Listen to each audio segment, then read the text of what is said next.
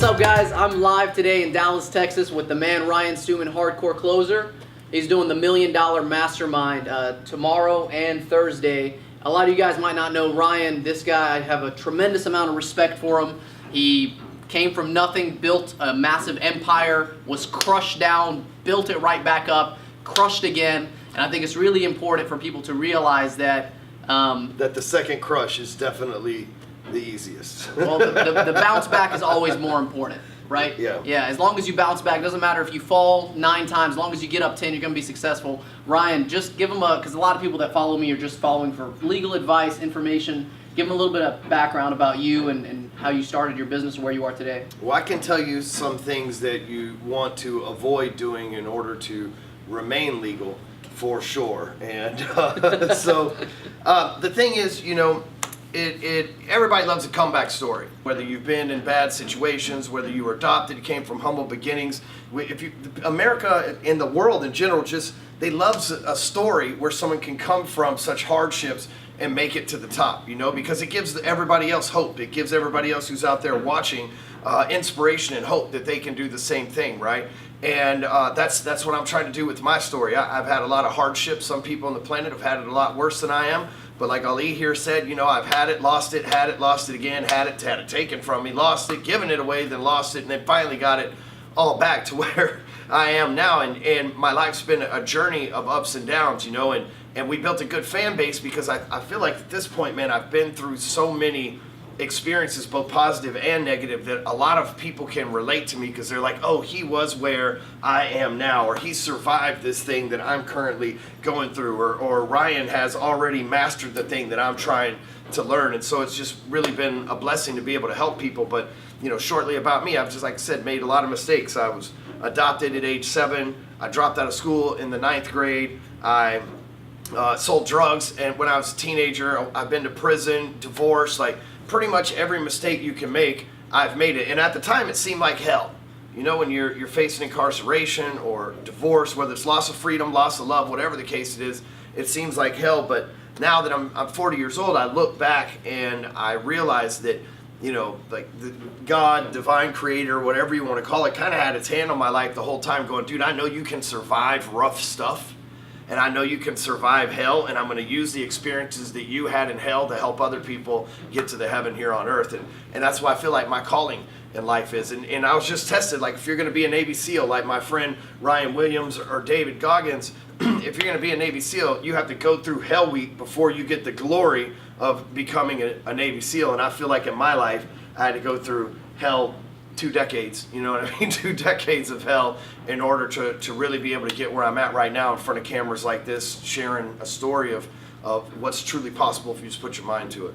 So I think that's a perfect encapsulation of it's going to take you 10 years to become an overnight success. At least. You know, at least. And we come from 2 very different backgrounds. So the hardships that we had was we were illegal. You know, not me, but my dad. My parents did not have citizenship when they came to the U.S. So what year was that, do you think? My dad came to the U.S. in 1979. So like things weren't as friendly as they are now either. Right. Came on a student totally visa. Different, yeah, no, totally my dad different just got his citizenship a year and a half ago. Oh, wow. So if you want to talk about hardships and tribulations and being tested every single day, you're talking about a man that took 6 kids from overseas that literally fled a war-torn country and came over here with nothing on his back but his shirt and nothing in his pockets and said, I'm going to sit down here and I'm going to build something. So a lot of successful entrepreneurs are going to have very similar background stories. A lot of them are going to be beat up. They're going to be knocked down. They're going to be kicked in the teeth. They're going to be curb stomped. And it doesn't matter whether you come from an immigrant background or you came from prison or you came from the hood or wherever you came from. The fact is, if you've got excuses in your mind, you're never going to take it to the next level. And I met Ryan about, what, a year and a half ago, 2 years ago? Oh yeah, a little over 2 years ago, man. Time flies. It was 2017, man. Yeah. So that was before I got married. My beautiful wife is with me now, and she's been my rock since. And, you know, Ryan kind of, you know, gave me a lot of guidance on, you know, what you should look for when you're trying to build a business. He's one of the social media kings that's out there. A lot of people don't recognize that with social media and the way the world is connected now, you don't need a law degree. You don't need a master's in business. I spent 7 years getting my education, just so I can say, hey, I'm going to give you some free legal advice. Where this man right here is making more money than all of us combined, and is running multiple successful businesses, drives so many ridiculous sports cars. Not that materialism is the essence of success, but it's nice, right? But the ability to be able to do what you want, when you want, where you want, with who you want, that's success, right? So we didn't really have a plan for this podcast. We just kind of wanted to talk, and I think a lot of people That's how we do to them all. It's just normal around here. You're not supposed to tell them. That's like the inside joke. We never have a plan. You know? So here's one thing that I know that I've watched with you is, you know, it has been right at about 2 years since you came to a Break Free Academy here in this building. Reason why I know it's 2 years is I think you were at the first Break Free that we actually did in this building. You know, we just passed our two-year mark just not too long ago. Long story short, you know, I honestly feel like Ali here came to my event, saw something on social media, came to my event, and watched what I did and had like his own epiphany moment. Just like he said, it's like, you know, you can come from whatever and still be successful here. And I honestly believe that you looked at me and went, dude, if this guy is like crushing it like this in business, like, holy shit, dude, I'm gonna ramp my stuff up. And I watch you, and I'm not taking any credit for it other than the fact that maybe I motivated you and opened a door. Like, you already knew what to do. That door just like took off any borders, and within a short period of time, you're out there crushing it. You got the social media thing down. You're talking in the Sales Pro group about the numbers that you're doing in business and stuff like that. And I mean, it literally, when I saw you in our event, I knew, because you had talked me somehow into letting, this guy's a salesman, man. He talked me into letting him speak at my event when he was sitting in the audience. Then he goes, it's only going to be like 10 minutes, like 2 hours later. But it was good stuff, you know what I mean? Everybody's like, are you going to get back up there and do your job, Ryan, or just going to let Ali take over, right? But you know, I've watched what's happened since then. Now you came, you show up here at the office today, you got a full crew of people with you. Back then it was like you and a paralegal, I believe, you know. Yeah. You're putting out badass videos on social media. You're giving out free legal advice. I know that you came here, we shot all sorts of videos for car wreck stuff. You're showing the marketplace, because I follow you, you're showing the marketplace that you speak in multiple languages and things like that. And it's awesome to see somebody come in and have that like aha moment. And it's like you don't know anything more. Like, you already knew how to be an attorney. You already knew how to be a businessman. I didn't teach you either one of those things. And I taught you very little, because you're a busy dude, I taught you very little about social media. But it's crazy how you can sometimes see some stuff and it just like removes the limitations that you've been putting on yourself the whole time anyway. And a guy like you know, you're just talking about your father.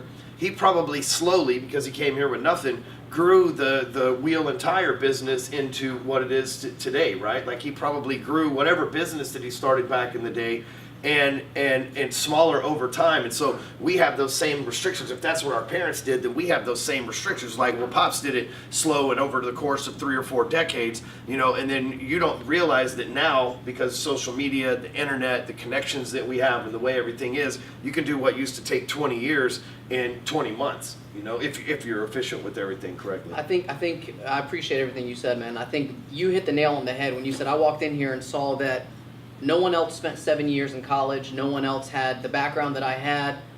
No one else had read the amount of pounds of books that I had, and the amount of hours that I put in just studying and taking exams.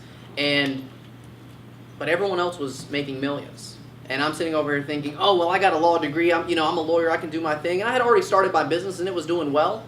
But I realized that all I had were limitations in my mind. And one thing that Ryan opened my eyes up to was, honestly, it really doesn't matter where you come from, what your background is, what you've done in the past.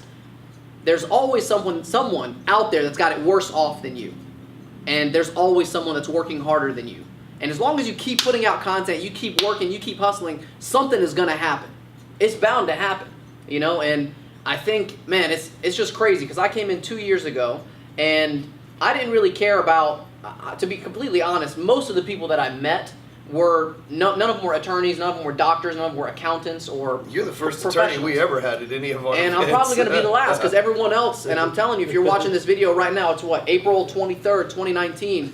If you watch this video in a couple of years and you're wondering, how the hell did this little Arab kid from Palestine that no one knew about, why the hell is this guy dominating my market? I'm telling you, it's because you are sitting on your ass and being lazy and not taking full advantage of what you're able to do. Lawyers are scared to death to make the videos that you made. The videos that you stepped in there and made with no script or nothing and just like knocked out. I recorded right here on this street, man. I've talked to tons of them and they're scared to death to do, oh, what if I say the wrong thing? I'm like, well, you're kind of a lawyer, so you could probably paperwork your way out of it if you say the wrong thing. Look, man, you know? for any lawyers that are watching this, just put a disclaimer on it, man. Yeah. Just put a disclaimer. Read your bar rules. I'm not telling you to go out there and create content because believe me, I know exactly what I'm saying every single time and I make sure that I edit my stuff and make sure that it's proper. I'm not going to make any claims or any allegations that I know I'm not going to be able to back up in the future. You got to be smart with what you do. And the fact is, you do it 100 times, you do it 1,000 times, you do it 10,000 times, you're going to get lucky at least once. You know, and that's I'm sure a lot of people look at you and say, oh man, well you're just lucky, man. You're just lucky. You started doing the Facebook thing early on. You started a Facebook group before anyone else did, and you're just lucky. It's not luck that I did that, though. You know what I mean? It's that I saw an opportunity and jumped on it. And going back to the legal industry, you know, like a lot of people that are in the legal industry, they don't realize that you're legit. When you're saying, hey, in 2 or 3 years, when you're like, how did this guy freaking blow past everybody, is because none of your competition is doing this. Back when I first started coaching people, it was loan officers, as you know, and no loan officers were on social media, but I had some experience getting business from there myself by accident. It wasn't designed when I was a loan officer, and I had like this light go off. And dude, I always thought, man, if I could have gone back and been a loan officer again, I'd be running the whole industry right now. 10 years in social media and nobody else started even doing anything till 1.5 years ago. There's nobody that could even compare to what I could have built in that. You have the same opportunity, right? Because that light bulb went off in the legal industry slow. You know what I mean? They're slow. You've been able to come in and carve a huge chunk out of your marketplace really quick. So you're way ahead of the game, and you're right. 5 years they're gonna be like, man, you know, dude, what happened to this guy? What happened to that guy? It's like, I don't know, but have you seen Ali, the CEO lawyer? He's all over Instagram. I just actually had an attorney. I get a ton of attorneys messaging me on Instagram, and I try to show everyone respect and always respond to everyone that messages me, but especially to the attorneys. I know that I want to help them out a little bit because it's just these limitations in your mind. If you're a brand new attorney, you just graduated, all you have is time and maybe $200,000, $300,000 in debt. But all you have is time. I started my law firm February 13th, 2017. I quit my job. This was just a little over 2 years ago. Oh, so you showed up here like a month or two after you... Yeah, I was like, dude, I don't have no to lose. I was $200,000 in debt. I was running my law firm from the trunk of my car. And I was worried that if I ever got rear-ended, I'm representing all these rear-end collisions. If I ever got rear-ended, I'll lose everything because all the files... You're going to lose all your cases. Man, so I had my laptop and my phone, and that was it. That was it, in my car. And I would drive all over the state. Anybody that had anything, I'm there to help. And I think, and I want to get to a point in this talk where I want to give some advice to the people that act a lot bigger than they are. You know, Ryan is the type of person that, you know, you shoot him a text message at any given time, it doesn't matter. If he's available, he's going to respond to you because he understands the importance of customer service and client satisfaction. I care. I like people, you know, like, yeah, I get it. To be nice to customers, you're supposed to do all that, but not to interrupt you, but like, really, man, I respond to people and because I like people, man. I want to help. I'm lucky I got a little money now. Back in the day, I didn't have enough time, money balance to be able to respond to everything. I got a little extra time and a little money now, and it actually makes me feel good to respond to people and help them out, but it's usually followed by a sales pitch too. Just a disclaimer. But I'm sure you've seen a lot of people that act a little bit too busy or a lot busier than they really are. You know, it's like, oh man, and we could sit here and talk numbers all day. You know, the people that are going to be at this event over the next couple of days have probably spent tens of millions, if not hundreds of millions of dollars on social media ads and investing in advertising. Well, I know Cody Sperber spent $30 million alone last year, just one of our speakers. Damn. I know Billie Jean spent $5 million last year, just one of our speakers, you know. Man, so I thought I was hot for just tapping into 7 figures this year, but we'll see. So bottom line is, I want to tell everyone that, especially if you're a brand new in your business, if you're in the first year, second year, third year, and you're not making a ridiculous amount of sales, bringing in a ridiculous amount of clients, you're not too busy to answer the phone. You're not too busy to respond to the text message. I'm telling you, from this phone that I have right here in my pocket, this thing, and Ryan will attest to this thing will make you a millionaire. Just got to pick it up and answer. That's it.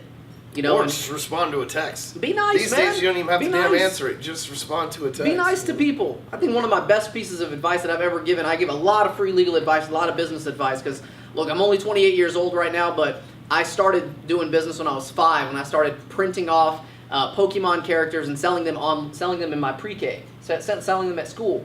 You know, and in 1995, no one really had color printers.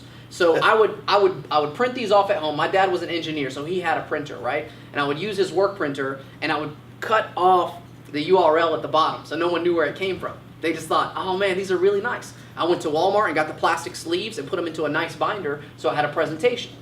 You know, this is at age 5, and black and white is $1, color is $2, but I cut you a deal if you want 3 for $5. Same thing happened. 6 years old, 7 years old, all these kids that were selling chocolate for the school, and it's like, man, why are you selling these things for $1, man? You can go to Sam's Club. And the only reason I knew that was because my dad had done every single business that you could possibly imagine, because when you don't have papers, Hustler. you don't have the same opportunities. You can't just walk up to any company and say, hey man, hire me. Well, where's your work permit? Where's your ability to work in this country? There wasn't. We didn't have that. So instead, he was like, well, screw it, I'm going to buy a vending machine. We bought one of these little vending machines. By the time I was 8, I could pick up a bag of quarters and tell you to the nickel, to the dime, how much money was in there. So, you know, when you do this thing for many, many years, and a lot of people look at me and just say, oh man, he's an attorney, he's a young cat, he doesn't know what he's doing. The only reason, and I'll tell you that the law degree and the business degree and the degrees that I have from languages don't mean anything compared to the experience. It took you 20 years, right? 20 years getting beat up and knocked down. First time I got ripped off for $25,000 was when I was 19 years old. That was almost 10 years ago.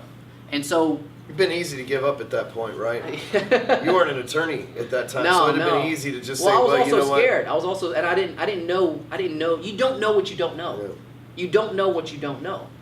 But what I was going to say is, if you only have a degree, how dare you have the audacity to think that you don't need advice, you don't need mentorship, you don't need coaching? How dare you think that you know everything that's out there? You don't know what you don't know. There's a really famous quote that says something like, you know, he who knows and doesn't know that he knows is a fool.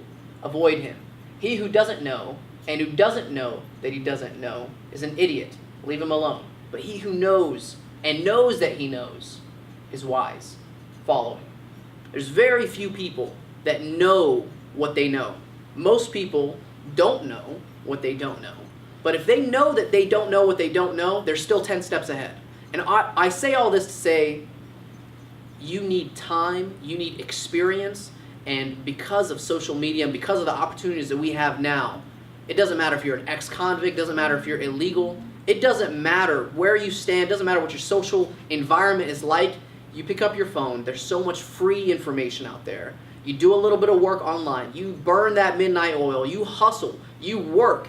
I'm telling you, up until 2 years ago when I came and visited Ryan for the first time, I was still going to the flea market on weekends to pay off my student loans.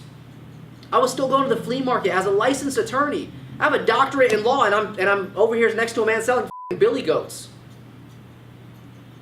What does that tell you about me? It tells you wanted it. You want to do what it took to make it happen. You know? That's it. No excuses. Yep. No excuses. And I just want to, I know we got to kind of wrap this up in a little bit, but I was just listening to an interview with Ed Milet and Manny Cushman recently. I don't know if you heard it, but... both awesome yeah, dudes. awesome dudes. So some of the guys that, you know, you get to brush shoulders with, you know, as you start networking and as you start building your business, some of these people have done hundreds of millions of dollars and have cars worth more than cities. Both of those dudes have done well into billions. Yeah. Both of those guys. And there was one question that Eddie asked him, and I'm going to ask it to you at the very end. There's one question that asked him, what if someone took all of this away from you? Everything that you had.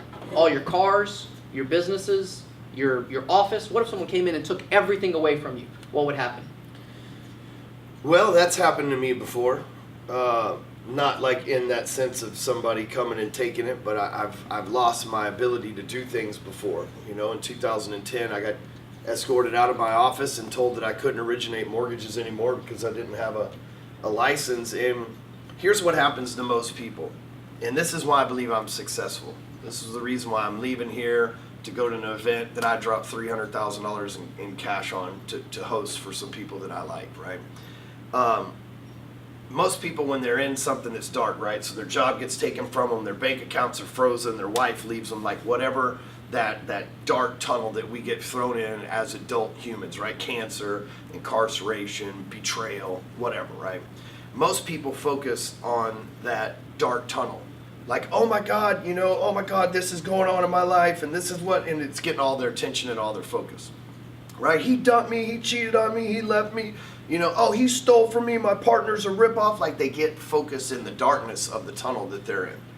And I remember one time when I was about 7 or 8 years old, it was one of the only vacations I ever took as a kid, because my parents didn't ever take me anywhere, I don't think that we could afford it. Yeah, my first vacation was 16, and we stayed at a Motel 8 for like $30 a night, and the only reason we stayed there was because we were going to Disney World, and we knew that we can get those little, if you go and listen to, what do they call them? Oh, timeshare pitch. Yeah, a little timeshare pitch, and my dad was like, you can talk to me all day, I'm not buying because I don't have the money. I don't have money. And so, for me, going and losing everything in that manner, I don't want to focus on the dark tunnel, right? And so many people focus on the dark tunnel. When I was a kid, I was about 8 years old, the only vacation that I remember taking, we went to San Antonio, which I live in Dallas, so that's like a few hours in a car, so it's not even really a vacation.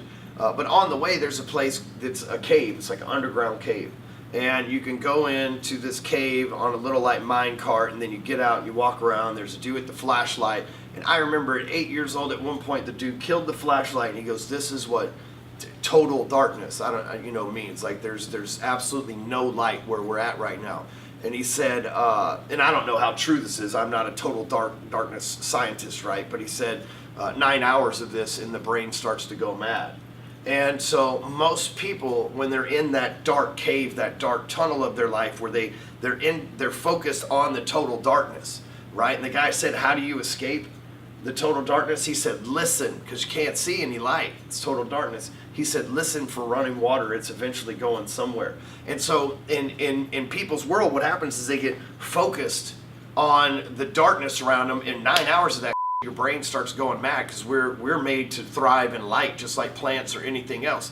And so, as a metaphor, when you're going through the dark times in your life, most people continue to get those dark times and never escape those dark times because they're focused on the darkness and don't even realize that it's driving them mad. Meanwhile, I'm always listening, hearing, looking for the light at the end of the tunnel. I'm focused on finding that. I'm not focused on, oh, I'm in the middle of a cave and I can't get out of here. I'm focused on where is the water so that I can at least hear if I cannot see my way out of here. And I can tell you that's the difference in my life and what's made me successful and been able to get me through incarceration and everything else. And I'll say this is, whether you're an illegal immigrant or whether you're a convict, jobs ain't going to hire you, right? We're both illegal. It doesn't matter what country we came from. In this country, we're both illegal. And I think that that's a blessing too, because it teaches you to hustle. And your dad, just like myself, didn't say, "Well, I can't get a job anywhere. What am I going to do? I brought my family here. I'm such a loser." He's like, "Dude, I'm going to hustle this. I'm going to go buy candy bars here. I'm going to go hustle this. I'm going to do whatever I need to do. I'm not going to focus on this dark tunnel I'm in. I'm going to listen for the water, and I'm going to find the light eventually, and I'm going to escape this thing." I've been in several dark tunnels. Man, I'd have made it out of one dark tunnel, looked around, and the floor swept out from under me, only to immediately fall inside of another one. But again, I'm looking for that light and listening for the water. That means never give up. That means no matter what happens, even, I know for me, if someone comes in and takes everything away from me, I'd get excited, number one. Because I love a challenge, And when Manny Cushman was asked this question, he said, nothing would happen. As long as I got my wife and my family, that's all that matters, right? As long as I got my family, I'm good. Because you can put me anywhere in the world. And it's not just because I speak a bunch of different languages, it's because I know the type of person that I am. You can put me anywhere in the world, and I guarantee you I'm going to be successful. Because there's no other option. The beautiful thing about hitting rock bottom, there's only one direction to go. Yeah. So I want to finish off with 2 minutes. If you had one piece of advice, because a lot of people that are listening to this are going to be either brand new entrepreneurs. We get a lot of young people. I went and spoke at a high school recently, my old high school, and they started kicking me off the first time, because I was cussing a lot, and then I was like, all right, I need to dial this back, and I taught them about credit cards, taught them about how to handle loans, taught them about building up their credit, all things that 18, 17-year-olds have no clue about. But I know it's my duty to educate people and tell them about it, because you can't get good information out there. And I'm one of those guys that actually bought an apartment complex off of credit cards. I remember you telling me that. Yeah, and I actually went and applied for another credit card just a couple days ago. Some I got approved for $3,000. I hate it when they do that. You know, man. but you know what? The same thing happened to me. What a waste of time. But it happened to me 3 years ago on another card. And the only reason I got this card was because they give you a 0% balance transfer. Right. So if you understand the value, time value of money, the dollar usually depreciates at a rate of 3% per year. That's not a conversation for this topic, for this call, but build up your credit. The thing that I wanted to say the last 2 minutes was, for anyone that's watching this, this podcast, this show, wherever it might be right now, if you had any piece of advice, for a young hustler, for someone that's, doesn't have to be a professional, anyone that's looking to take their life and their business to the next level, because you've succeeded not just financially, but also with your family and, physically, you're understanding that there's more to life than just money, And a lot of people, and I'll tell you this, the first at least year or so of business, all I cared about was just the money. And then you start letting your health go away. You got to really get it, though, before that. I believe you got to get the money for most people before they can make that shift to go, oh, it's actually not about this, but it actually allows me to, the money actually created the opportunity to employ people and help more people, right? So in the beginning, it shifts. In the beginning, you need it. Focus on the money. Yeah. That first million. Get the first 2 commas. Yeah, here's what I would tell. The first million is the hardest, because most of us aren't starting from $500,000 trying to turn it into $1 million. Most of us are starting from nothing, or 25 grand you got to graduate high school, or if that. A lot of people don't even get that, And that first one's hard. It took me 10 years to make my first one, about 6 months to make number 3. I mean, wow. That's just that same. I watched it for you too. Took you, 2 years to finally get that 7-figure caseload. Now, like, you wouldn't know what to do without it. You know what I mean? Before long, your bills are going to be 7 figures if they're not already. Yeah. If I don't spend over 7 figures this year and just ads, then yes. And so, for the folks that are watching, I'm gonna give you the best advice ever. And for if you want to be an entrepreneur, whether it's be a lawyer, whatever, as long as you want to do some kind of legal enterprise, right here in America, I'm gonna give you the best advice ever. I don't care who your parents are, don't listen to them. Right? If you go to them with the plan and they tell you no, don't listen to them. Okay? And here's why. Your parents, they're 20 years minimum, and some of you may be 15, right? Because our generation had younger kids or whatever. But your parents are going to be a minimum of 15 years older than you. They didn't grow up in the same time that you did. Right? Like just a couple years ago, parents were making fun of their kids for being influencers. And there's lots of millionaire influencers now that out-earn their parents, okay? Yeah. Listen, if you want to play video games, PewDiePie made $12 million last year. If you want to play with toys, Ryan's Toys made $30 million last year. Like, don't listen to, if your parents tell you you can't do that, today you can. If you want to go get paid to ride dirt bikes, BMX, if you want to go get paid to make swimming, there is a lady that weighs 600 pounds that gets paid $250,000 a year to eat fried chicken in front of a camera. I am not even you. Whatever it is that you want to do. Just the other day, Joe Rogan had a lady that was making 7 figures a year, pooping in a jar and selling it to weirdos in Asia. I'm not even kidding. So whatever your parents tell you that you can't do, you can these days. You can literally sell saying in the car business, there is an ass for every seat, right? I remember one day I was selling cars and there was this purple Dodge Plymouth or whatever, Plymouth, it doesn't matter, it was a freaking ugly ass purple car. And I was like, who's gonna buy that? And they're like, there's an ass for every seat. And we live in a world now where there is an ass for every seat, no matter what it is that you want to do for a living. There's people right now that, like, if you said 20 years ago, I'm going to start a cupcake factory, they would laugh at you. It's like, oh, you could be hostess. Now there is a cupcake place in downtown Dallas that charges like $30 a cupcake, and there's a line wrapped around the freaking building to eat shit all the time. There's a donut spot down there. Donuts typically 25 cents for a donut. There's a donut spot in Deep Ellum down there because somebody wanted to build donuts with pink frosting on them. The donuts sell for $5 a piece, and there's a line wrapped around the building. So your parents didn't know this was available. Right? The only way that your parents knew stuff was if they called somebody in the whole town that they knew and all the relatives that they knew made phone calls to figure it out. We got Google, we got YouTube, we got social media. We have all these ways to reach people, and it doesn't matter whether you're selling shamrocks, it's possible today. So that passion that you have in the back of your head that's saying, dude, you should sell chairs, man, you should sell chairs. There's just something about chairs. I like the way they feel. I like the way they rub up against me. They're lightweight. I love these chairs. That's your calling. Don't listen to anybody who tells you can't do that. Go listen to all the people and all the articles, all the blogs, all the videos that tell you how to and that you can, and stick and focus on it. Don't take advice from people that are not qualified to give it. Your parents love you. Your grandmama loves you, but she's probably not a lawyer, right? You know, I love it when people try to give legal advice and they're not attorneys. You know, I don't really love it. But you heard it. I love it like nails on a chalkboard, probably. Yeah, right. well, you know, they're gonna slide in the DM and say, "Hey, man, did I do this right?" No, you didn't. And just hit me up at CEO Lawyer. Guys, it's been a pleasure. Ryan Stewman, Hardcore Closer on Instagram.